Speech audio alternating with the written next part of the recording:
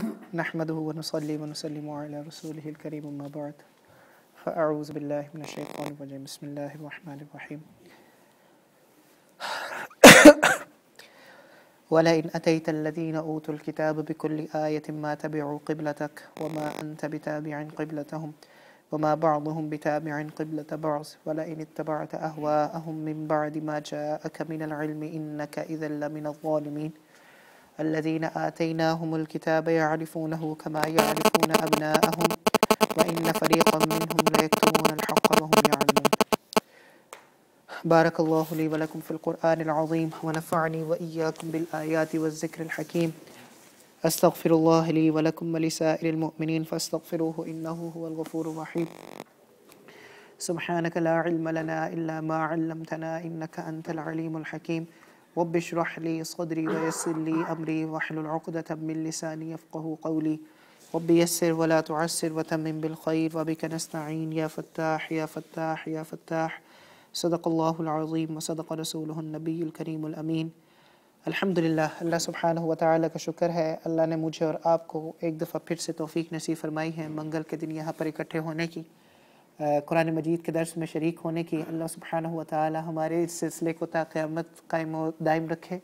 अल्लाह सुब्हानहु व तआला इस सिलसिले में बरकत नसीब फरमाए, इसको हमारी हदायत का ज़रिया बनाए, इसको हम सब के लिए जन्नत में दाखिले का ज़रिया बनाए।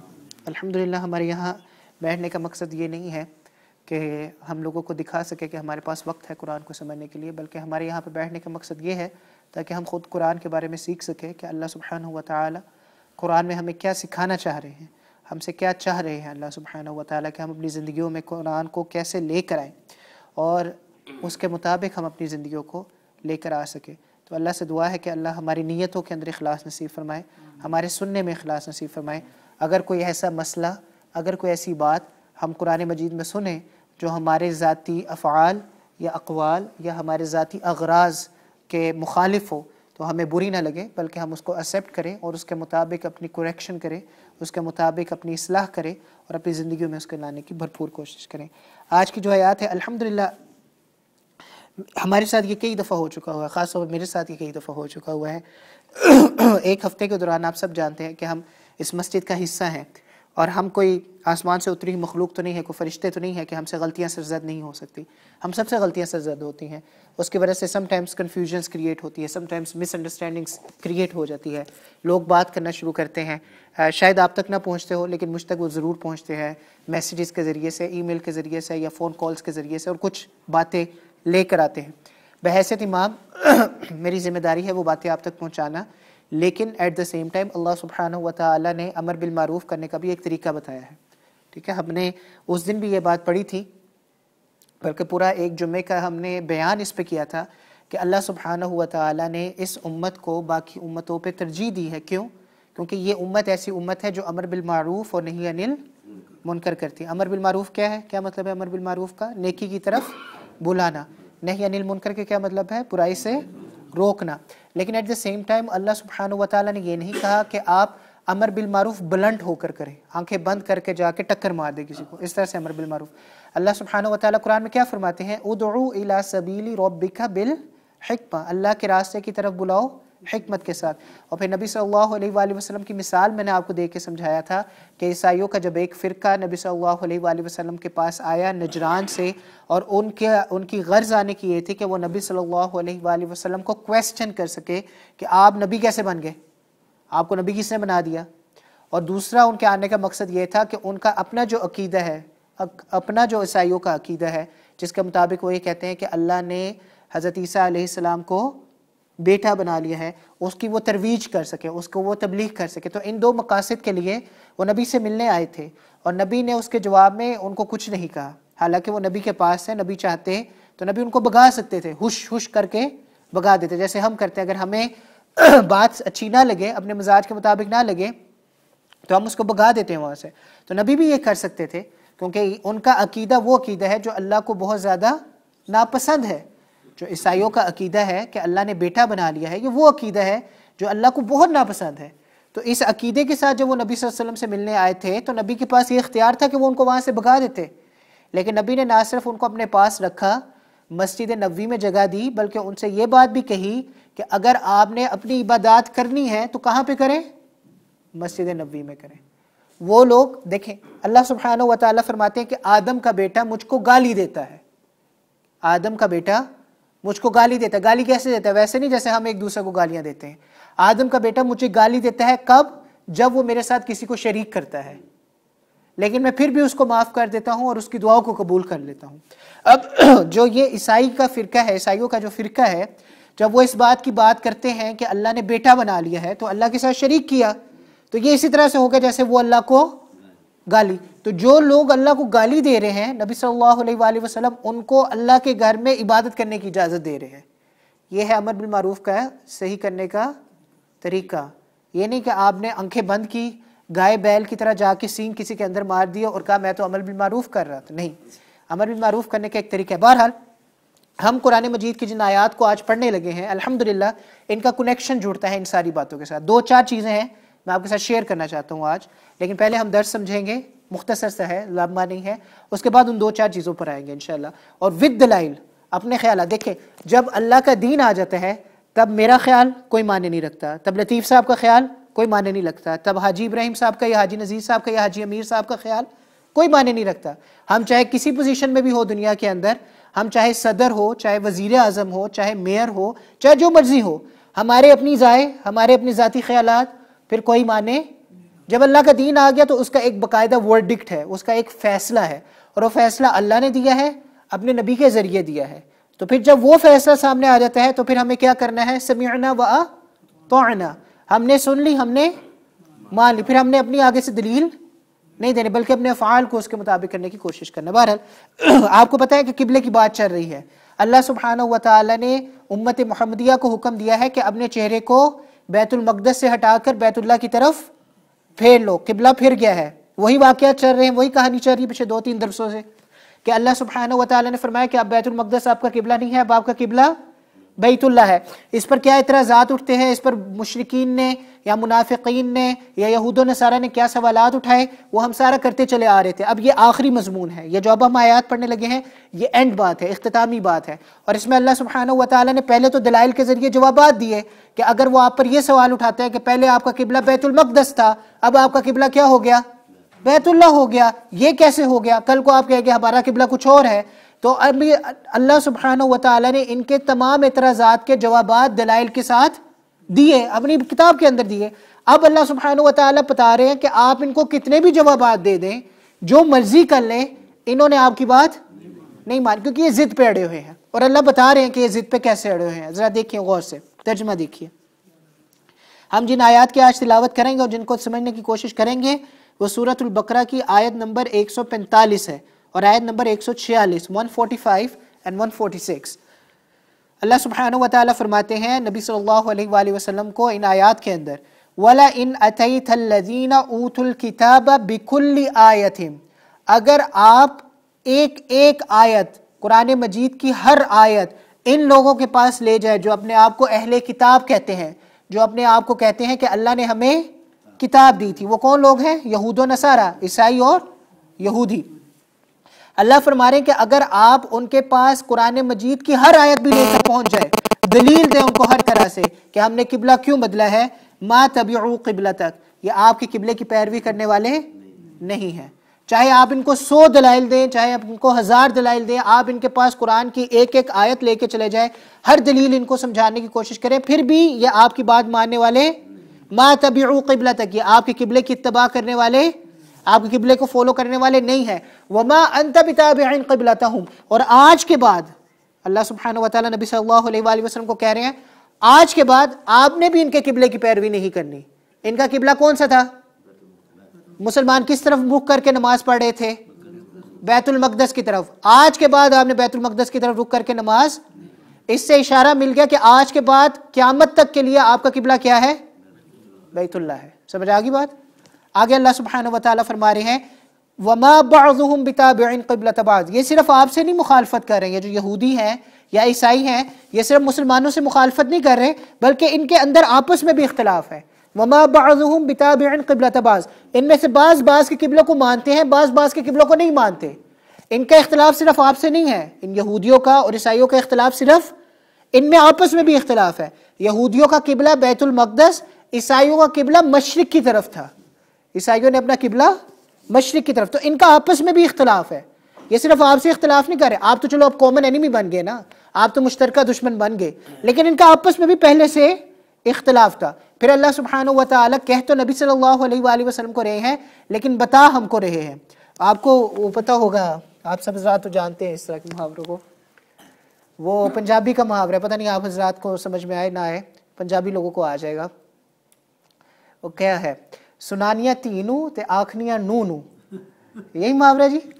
कि बातें आप बेटी को सुनाते हैं, लेकिन मकसद आपका ये होता है कि आपकी बहू उन बातों को सुन ले और समझ ले। तो यही अल्लाह सुब्हानहू व तआला यहाँ पे कर रहे हैं कि नबी सल्लल्लाहु अलैहि वसल्लम को रहे हैं, लेकिन मकसद ये है कि हम सब सुन ले कि अल्लाह सुब्हानहू व तआला नबी सल्लल्लाहु अलैहि वसल्लम को क्या कह रहे हैं। तो अल्लाह सुब्हानहू व तआला क्या कह रहे हैं नबी सल्लल्लाहु अलैहि वसल्लम को, वला इन इत्तबअता अहवाअहुम, अब जो वही आपके पास आ गई, अब जो कुरान आपके पास आ गया, अल्लाह ने आपको हर हर मसले का इल्म बता दिया, इसके बाद अगर अब आपने अपनी ख्वाहिशात का इत्तबा किया, हालांकि नबी सल्लल्लाहु अलैहि वसल्लम तो कुरान आने से पहले भी अपनी ख्वाहिशात का इत्तबा, लेकिन अल्लाह हमें बता रहे हैं कि जब आपको हर चीज़ कुरान में पता चल गई, वही आ गई, इसके बाद भी अगर आपने ख्वाहिशात का इत्तबा किया, अपने ख्वाहिश के पीछे चले, अपनी आरज़ुओं के पीछे, तमन्नाओं के पीछे चले और अल्लाह के हुक्म को पीछे रख दिया, इसके बाद इन्नका इज़न लमिनज़ ज़ालिमीन, तो फिर बेशक आप जुल्म करने वालों में से है। मैंने आपको पहले भी समझाया था, जुल्म का मतलब ये नहीं है कि आप हॉकी पकड़ के या बैट पकड़ के किसी को मारना शुरू कर दे। जुल्म ये भी है कि इस टेप को ऐसे लगना चाहिए था और आप इस टेप को उखाड़ के यहाँ से यहाँ कर देते हैं, ये जुल्म है। अरबी के अंदर जुल्म की तारीफ ये है कि आप चीज़ को उसकी जगह पर ना रखे, ये जुल्म की तारीफ है। तो अल्लाह सुब्हानहू व तआला फरमा रहे हैं कि आप सबके ऊपर जिम्मे था कि जब वही आ गई, वही को मान के चलो। अब जब आप वही को नहीं मान के चल रहे तो आप जालिम हो।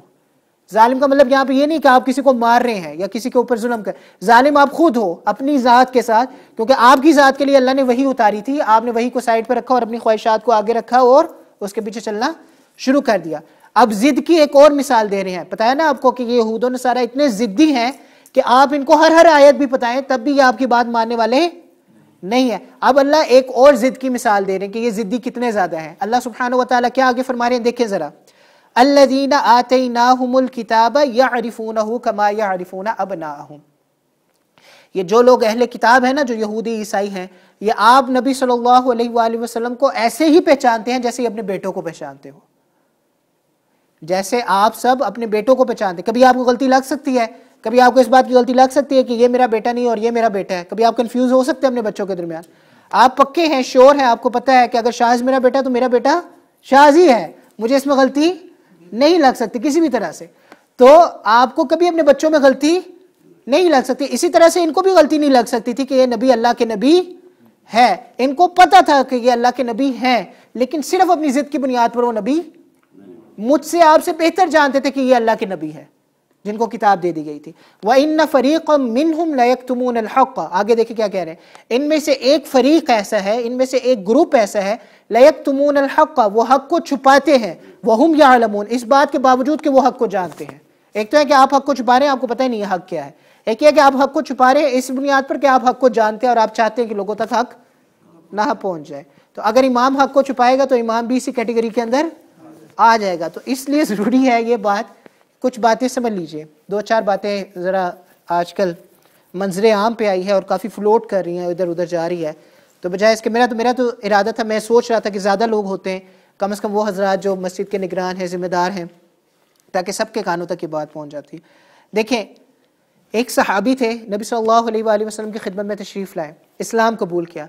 नबी सल्लल्लाहु अलैहि वसल्लम ने उनको दीन के बारे में बताना शुरू किया कि आपको किस मौके पे क्या करना है, कौन सी दुआ पढ़नी है, कौन सी दुआ नहीं पढ़नी।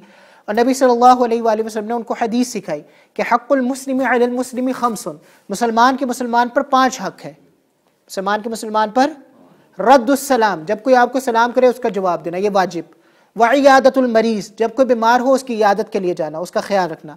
व इत्तिबाउल जनाइज़, जब जनाजे की आवाज़ सुन ले तो उस जनाजे के पीछे जाना। व इजाबतुत दावा, कभी कोई आपको दावत देता है, घर बुलाता है खाने पिलाने के लिए, तो उसकी दावत का यह भी वाजिब है। व तशमीतुल आतिस, कोई शख्स छींक मारे, आपको छींक का पता है ना, स्नीजिंग, छींक मारे और छींक मारने के बाद कहे अल्हम्दुलिल्लाह ऊंची आवाज़ में, आपको सुनाई दे तो यरहमुकल्लाह कहना आप पर वाजिब है। ये 5 चीजें मुसलमान के हक है, ठीक है।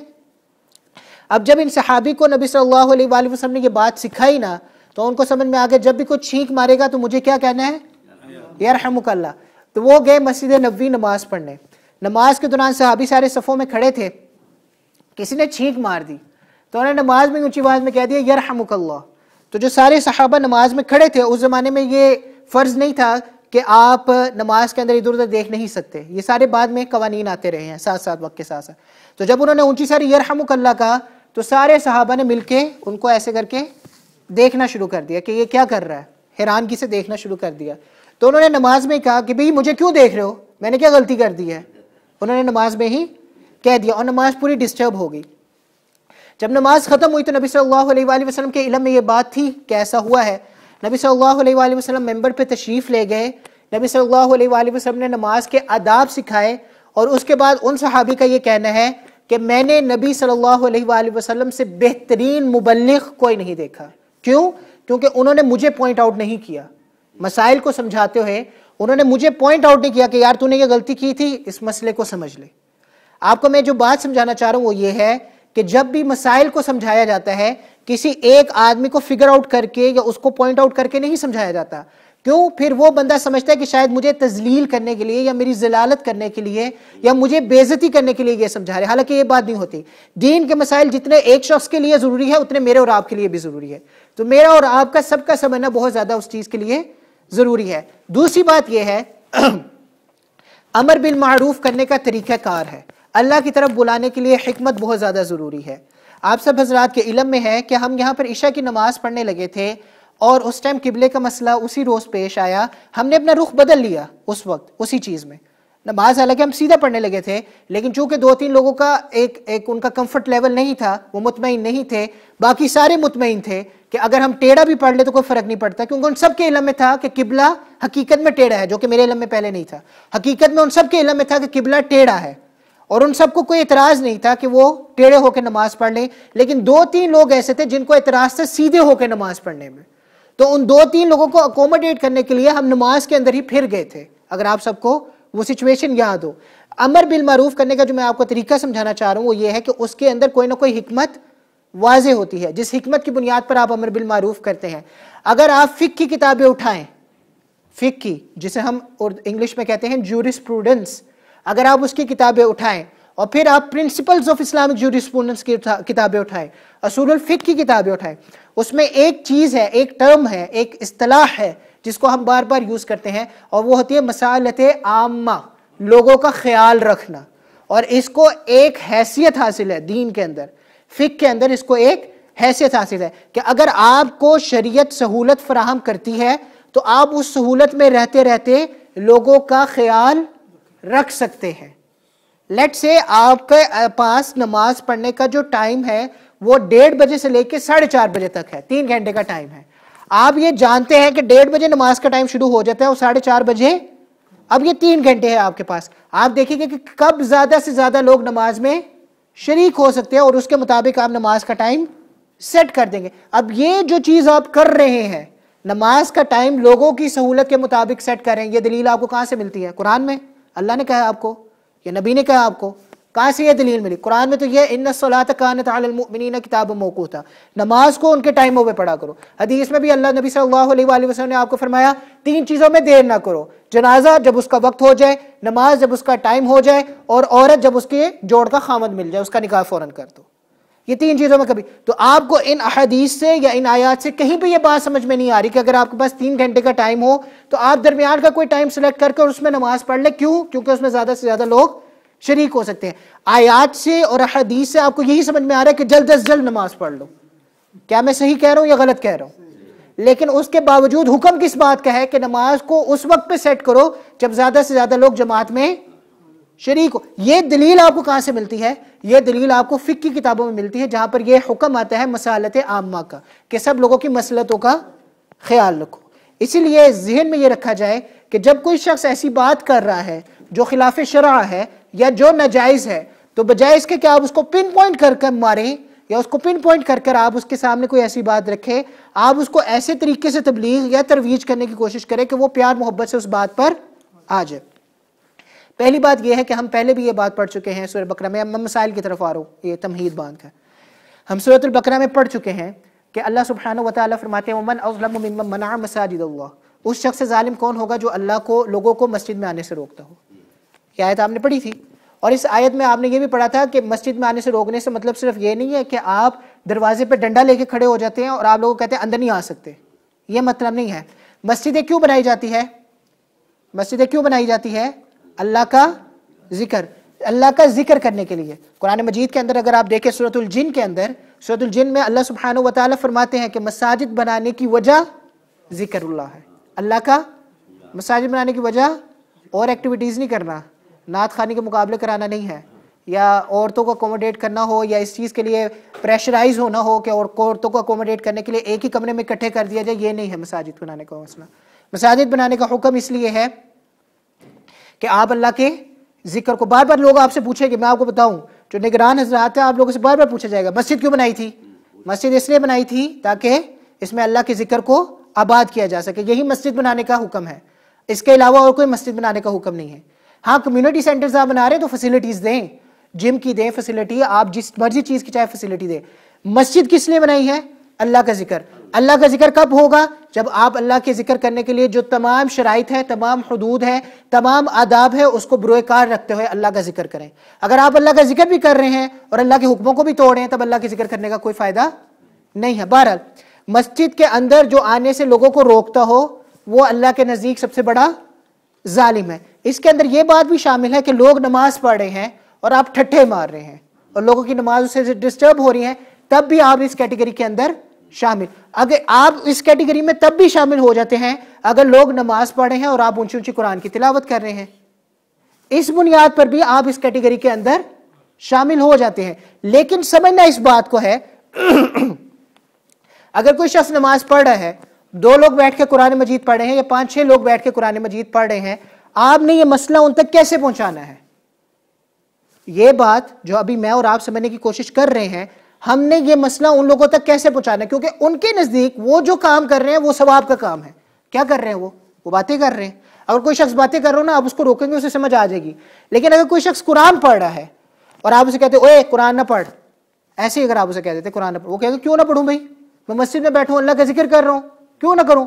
आप उसे कहेंगे लोग नमाज पढ़ रहे हैं और वो तंग हो रहे हैं इसकी वजह से, वो कहेगा तुझे किसने बताया? अगर उनको कोई तंगी होगी वो मुझसे आके बात करेंगे, तुझे किसने कहा कि वो मेरी वजह से तंग हो रहे हैं? तुझे ज्यादा ही पता, तू उनके कान बना हुआ है जो तुझे पता है कि वो मेरी वजह से तंग हो रहे हैं। बताने का मकसद ये है, ये मसला मैं और आप हर कोई जानता है इस मसले को, कि नमाज के दौरान, अजान के दौरान आप कुरान मजीद, तवाफ एक ऐसी इबादत है जो बैतुल्लाह में हर वक्त जारी रहता है, नमाज के वक्त वो भी खत्म हो जाता है। एक ऐसा अमल है जो हर वक्त 24 घंटे जारी रहता है, लेकिन नमाज के वक्त वो भी, फर्ज नमाज के वक्त वो भी खत्म हो जाए। तो ये तो आप कुरान मजीद की तिलावत कर रहे हैं जो 24 घंटे आप नहीं करते हैं।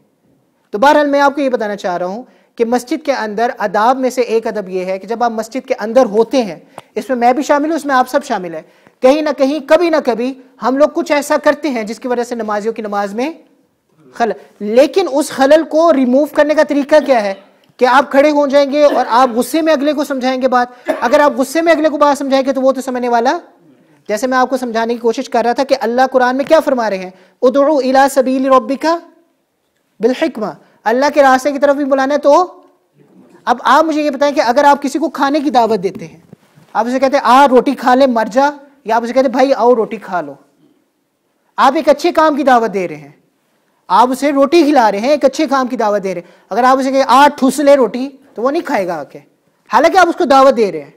मैं बात ठीक कह रहा हूँ गलत कह रहा हूँ?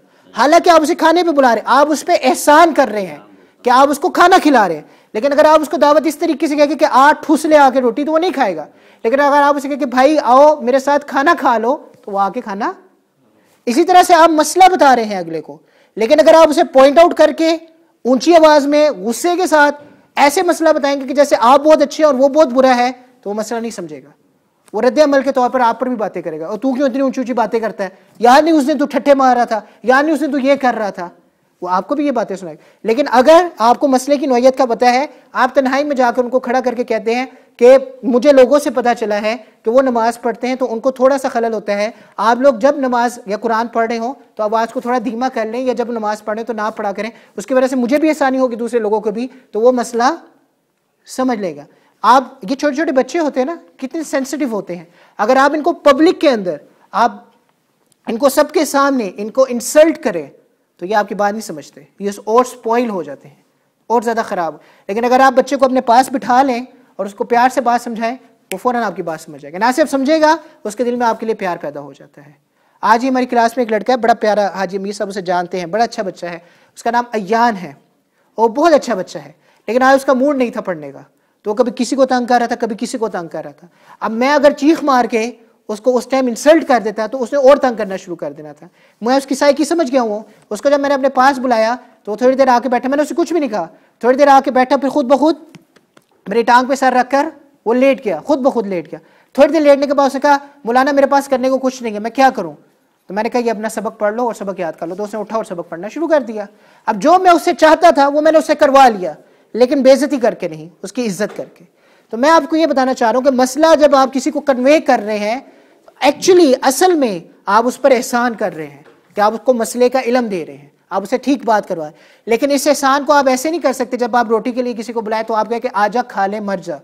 आपने ये एहसान भी तरीके से करना है, वरना ये एहसान भी जो है वो जहमत बन जाएगा, एहसान नहीं रहेगा। दूसरी बात, पहली बात तो ये समझ में आ गई कि जब मस्जिद में हम बैठे हैं तो हमें इस बात का भरपूर ख्याल रखना है कि दूसरों की नमाज में खलल वाक़या ना हो, चाहे बातें कर रहे हो, चाहे कुरान मजीद पढ़ रहे हो, खलल वाक़या नहीं होना चाहिए। दूसरी बात यह है, अजान का देना, कुरान मजीद का पढ़ना, या कोई भी अरबी इबारत का पढ़ना जिसका ताल्लुक़ कुरान मजीद से, हदीस से, कुरान से या अजान से है, किसी के अंदर भी है, उसके अंदर तलफ़्फ़ुज़ की रियायत रखना बहुत ज़्यादा ज़रूरी है।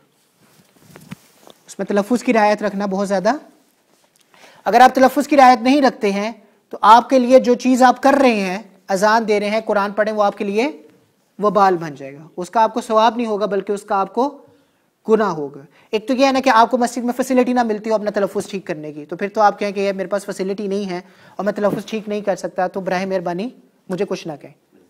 एक तो ये, एक ये कि आपके पास फैसिलिटी है मस्जिद में।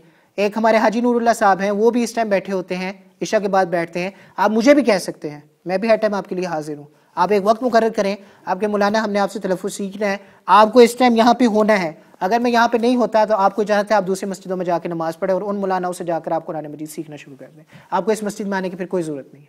क्यों? क्योंकि आपको मुझसे कोई फ़ायदा नहीं हो रहा। तो आपको अगर मुझसे कुछ सीखना है, आप वक्त मुकर्रर करें। आप मुझे कहें मौलाना इस वक्त आप यहाँ पे हो, अगर आपको सूट करता है, और मैं वहाँ पे हूँगा, अगर मैं नहीं होता तो आपको इस मस्जिद में आने की कोई ज़रूरत नहीं। आप किसी ऐसी मस्जिद में जाएँ जहाँ पर आपको लोगों से फ़ायदा हासिल होता है, इमाम से फ़ायदा हासिल होता हो। हम लोग अजान देते हैं, सब कोशिश करते हैं अजान देने की, ज़्यादा से ज़्यादा लोग इसके लिए कोशिश करते हैं। अजान के कुछ तरीके हैं। अगर आप मुफ्ती शफी साहब के फतावा उठा के देखें, फतावा शाफिया जो है उसमें उठा के देखें, तो उन्होंने फरमाया है कि अजान दहर के साथ है, अजान तिलावत के साथ है, और जो इकामत है वो दहर के साथ है। आपको पता है ना किरात की दो किस्में हैं, एक है जिसमें आप जल्दी जल्दी पढ़ते हैं, जैसे सऊदी अरेबिया में जब तरावी पढ़ी जा रही होती है तो वो अल्हम्दुलिल्लाहि रब्बिल आलमीन अर्रहमानिर रहीम मालिकी, एक ये है, और एक ये है कि आप तिलावत करते हैं अल्हम्दुलिल्लाहि रब्बिल आलमीन अर्रहमानिर रहीम, इस तरह से आप तिलावत करते हैं। ये दो चीज़ें हैं, इसी तरह से है ना, एक दहर है और एक तिलावत है। तो अजान जो है वो तिलावत के साथ है, इकामत जो है वो दहर के साथ है। ये दो चीज़ें फ़र्क है। अजान तिलावत के साथ मतलब क्या है कि आप पूरा टाइम लेकर अजान देंगे, आप जल्दी नहीं करेंगे अजान में। अल्लाहु अकबर, अल्लाहु अकबर।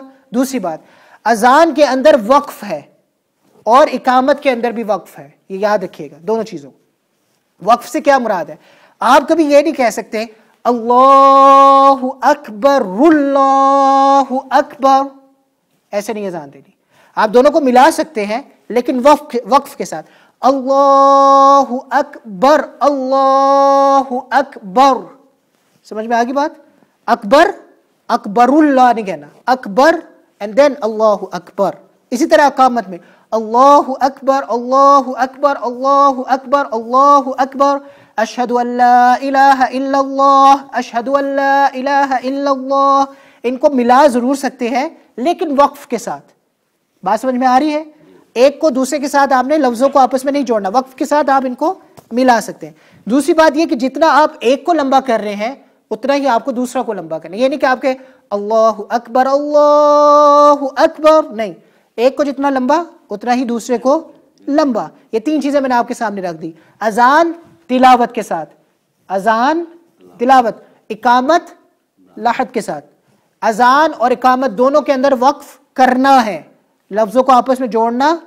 हय्या अला सलाती हय्या अला सलाह हय्या अला फलाही हय्या अला फलाह नहीं कहना।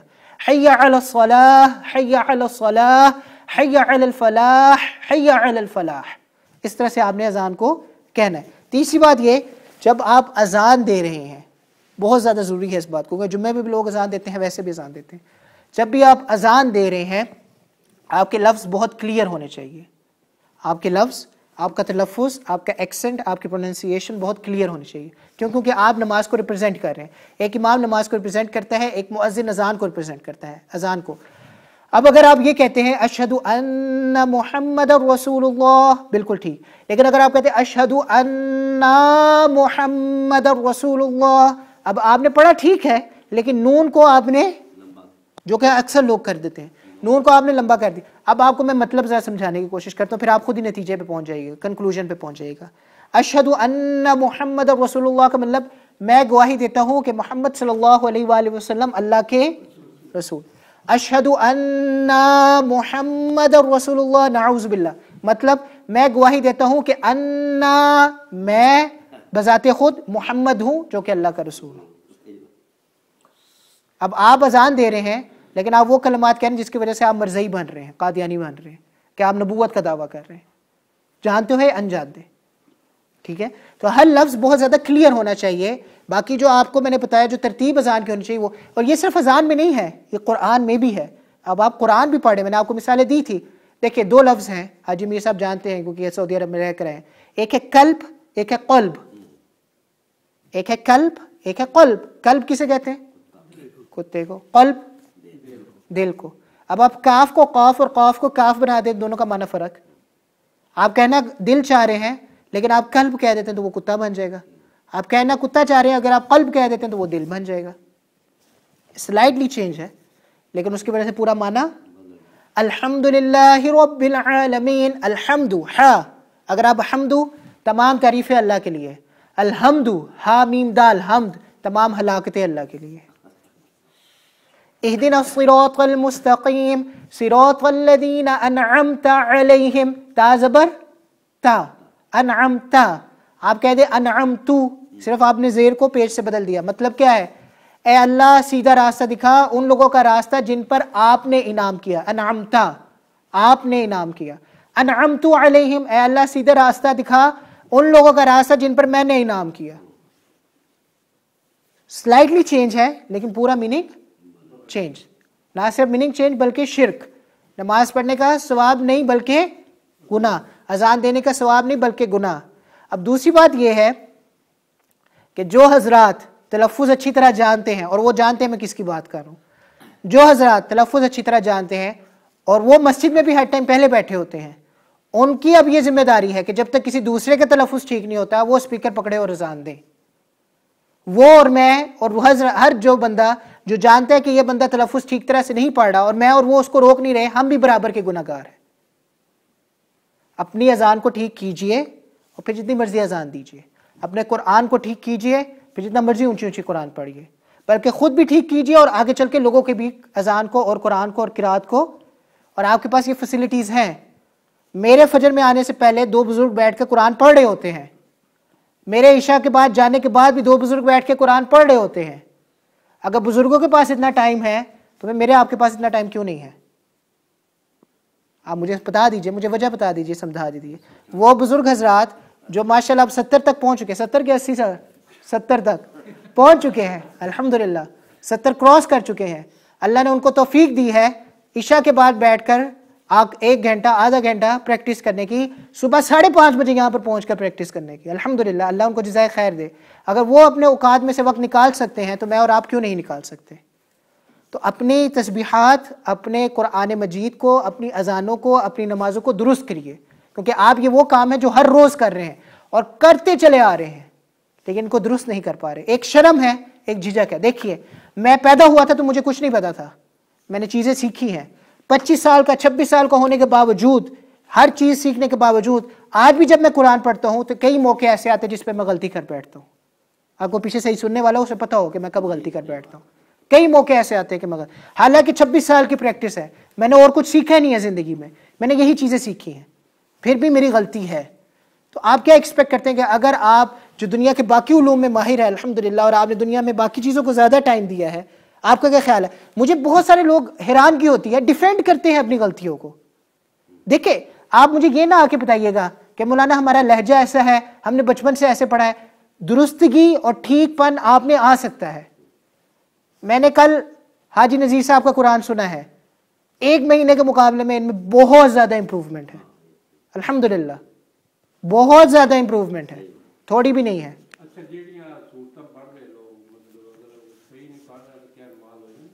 यही तो मैं ਤੁਹਾਨੂੰ ਦੱਸ ਰਿਹਾ कि अगर ਉਹਦਾ ਮਾਣਾ ਇਹੋ ਜਿਹਾ ਹੋ ਜਾਂਦਾ ਹੈ ਜਿਹੜਾ ਸ਼ਿਰਕੀਆ ਹੋ ਜਾਂਦਾ ਹੈ ਤਾਂ ਨਮਾਜ਼ ਕਿਸ ਤਰ੍ਹਾਂ ਹੋਏਗੀ? ਤੁਹਾਨੂੰ ਪਤਾ ਹੈ ਕਿ ਤੁਸੀਂ ਗਲਤੀ ਕਰ ਰਹੇ ਹੋ, ਤੁਹਾਨੂੰ ਪਤਾ भी है, एक हैगा कि ਤੁਹਾਨੂੰ इलम नहीं हैगा।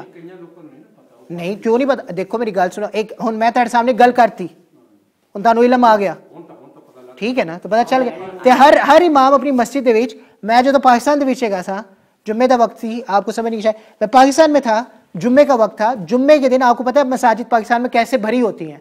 उन्होंने ये बात मस्जिद में की सबके सामने, और उन्होंने कहा कि इस दिन मैं लोगों के लिए क्लास लगाऊंगा, बड़ों के लिए, और वो सब हज़रात तशरीफ लाएं। अब कोई आता नहीं आता तो उसकी मर्जी है, लेकिन लोगों के इल्म में तो चलेगी बात, पता चल गई।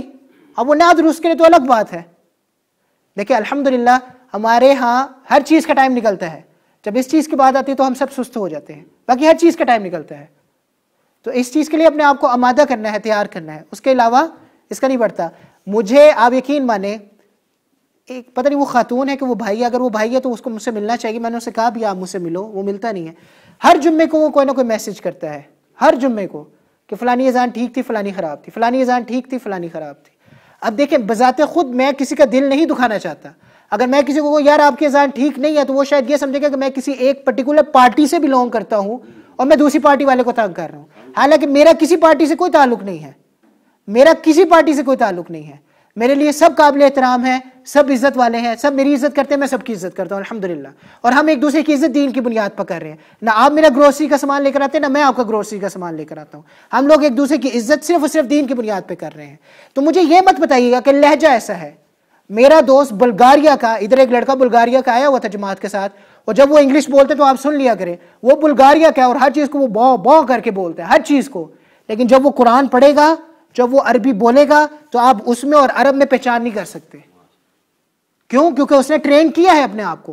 वो बचपन से रशिया के अंदर, रशिया की एक सोवियत यूनियन में से एक स्टेट थी जिसमें वो पैदा हुआ। आपको पता है रशियन कैसे बोलते हैं? बो बो करके बोलते हैं। वो तो हा निकाल ही नहीं सकते, वो आइन निकाल ही नहीं सकते। आप तो फिर उर्दू बोलने वाली जगहों में पैदा हुए हैं, जहां पे अलिफ बे ते से जीम हे खे सब कुछ होता है। फिर मुझे ये मत बताइए कि आपका लहजा ऐसा है। आज भी अगर आप प्रैक्टिस करेंगे, आपका लहजा ठीक हो जाएगा। प्रैक्टिस करने की बात है। Practice makes a man perfect. आप लोगों ने मुहावरा निकाला, मैंने नहीं बनाया, अंग्रेजों ने निकाला है, जिनको आप बहुत मानते हैं। Practice makes a man perfect. आप प्रैक्टिस करें, आपका ठीक हो जाएगा। विद इन मंथ्स आप में इंप्रूवमेंट आ जाएंगी, महीनों के अंदर। शौक की बात है। तो ये मुझे मत बताइएगा कि लहजा ऐसा है जिसकी बुनियाद पर हम नहीं कर सकते। कोई लहजा नहीं है। अगर वहाँ ऐसे लोग, चीनी जापानी लोग, आपको पता है, जो नी हाउ मा और इस तरह से मोमो मोमो करके बोलते हैं। एक इमाम है, आप हलाल ट्यूब पे जाके देखिए, मुझे उनका नाम भूल गया। उनके लेक्चर्स है, माशाल्लाह कुरान ऐसे खूबसूरत पढ़ते हैं। इंग्लिश वो अपने एक्सेंट में बोलते हैं, चाइनीज एक्सेंट में, लेकिन जी पता नहीं, मुझे उनका नाम भूल गया। बहरहाल हलाल ट्यूब पे है उनके लेक्चर्स। लेकिन जब वो कुरान पढ़ते हैं तो माशाल्लाह उनका तलफ़ुज़ इस कदर क्लियर है और ज़बरदस्त है। तो अगर आपको मुश्किल है कुरान मजीद के तलफ़ुज़ में, आप मुझे बिठाएं, आप और लोगों को बिठाएं। यहाँ पर और लोग हैं जिनका तलफ़ुज़ अच्छा है, यहाँ पर एक फैसिलिटी मौजूद है। अगर आप उससे फ़ायदा नहीं उठा रहे तो वो आपका अपना नुकसान है। फिर आप कल को मेरा गिरेबान नहीं पकड़ेंगे अल्लाह के यहाँ जाके, या आप किसी और का गिरेबान नहीं पकड़ेंगे अल्लाह के यहाँ जाके। तो इन चीज़ों को ज़रा जहन में रखिए। अमर बिल मारूफ़ करने का एक तरीका है, अजान और इकामत देने का एक तरीका है, कुरान मजीद को दुरुस्त करने का तरीका है, और इनको हमने अपनी ज़िंदगियों में लाना है। अल्लाह ने कहा वला इन इत्तबअत अहवाअहुम मिन बअदि मा जाअका मिनल इल्म। इल्म आने के बावजूद, जो आपको आ चुका है, इल्म आने के बावजूद फिर भी अगर आप अपनी ख्वाहिशात का एहतराम करते हैं तो फिर आप जुल्म करने वालों में से, इन्नका इज़न लमिनज़। तो अल्लाह ने हमें बता दिया कि अगर इल्म के बाद भी, देखिए मेरी बात सुने, हर चीज़ में थरथली ना डाला करें, हर चीज़ में तेज़ी ना डाला करें। एक ये भी बात है कि हम पढ़ने के लिए बैठते हैं, हमारी गलतियाँ आ गई, उफ ये क्या हो गया, गलतियाँ आ रही हैं, गलतियाँ आ रही हैं, दिल छोटा हो जाएगा, डिसअपॉइंट हो जाएंगे, मायूस हो जाएंगे, बस ख़त्म। प्रैक्टिस करें बार बार अपने आप को। देखिए अगर आप लोगों ने दुकान चलाना शुरू की थी, हाजी साहब मुझे आज तक बताते हैं, नूरुल्लाह साहब, कि ककाडी में मुझे नुकसान हुआ था। आप दुकान भी चलाना शुरू करते तो आपको शुरू में नुकसान, लेकिन आप नुकसान उठाते हैं कि नहीं उठाते? और फिर एक वही दुकान जिसमें आपको नुकसान हो रहा होता है, आपको मुनाफा होना शुरू हो जाता है, वक्त आ जाता है। ये तो जिंदगी का असूल है, जिस काम में आप हाथ डालते हैं शुरू में आपको उसमें फेलियर का सामना करना पड़ता है। जोर आप थरथली ना डालें, हर चीज को वक्त दें, हर चीज को, खास तौर पे कुरान को जितना आप आराम से पढ़ेंगे उतना अच्छी तरह से पढ़ सकेंगे। जितनी आप तेजी डालेंगे उतना आपके लिए नुकसानदेह हो जाएगा। और जो सिखाने वाला है उसकी इज्जत करें। अगर वो मैं नहीं हूं, अगर इमाम साहब नहीं है, कोई दूसरा शख्स है जो आपके साथ ही खड़ा होकर नमाज पढ़ता है, उसकी इज्जत कीजिए।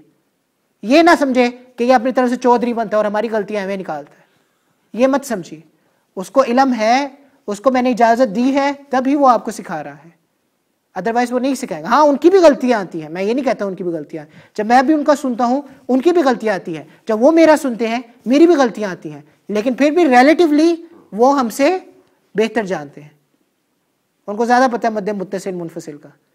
तो इस वजह से उनको जब वो गलती आपकी निकाले या दुरुस्त करने की कोशिश करें, उनके साथ कोऑपरेट कीजिए, उनके साथ आगे चलने की कोशिश कीजिए, मेखे मत निकालें उनके अंदर, उनके साथ बैठे, वो अगर आपको वक्त दे रहे हैं उनके शुक्रगुजार बने कि वो आपको वक्त दे रहे हैं। तो ये सारे मसाइल थे जो आ रहे थे, सरफेस पे आ रहे थे, जो आजकल मंजरे आम पे आ रहे थे।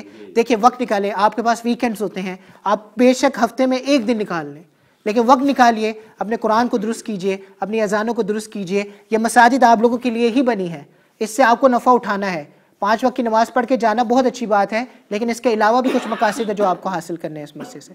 तो अल्लाह से दुआ है जो कुछ मैंने आपने समझा है बग़ैर अपनी ज़ातियात पे लिए, अल्लाह हमें समझने की तौफीक नसीब फरमाए, उस पर अमल करने की तौफीक नसीब फरमाए, उसको आगे तक पहुँचाने की तौफीक नसीब फरमाए। व आखिरु दावाना अल्हम्दुलिल्लाहि रब्बिल आलमीन।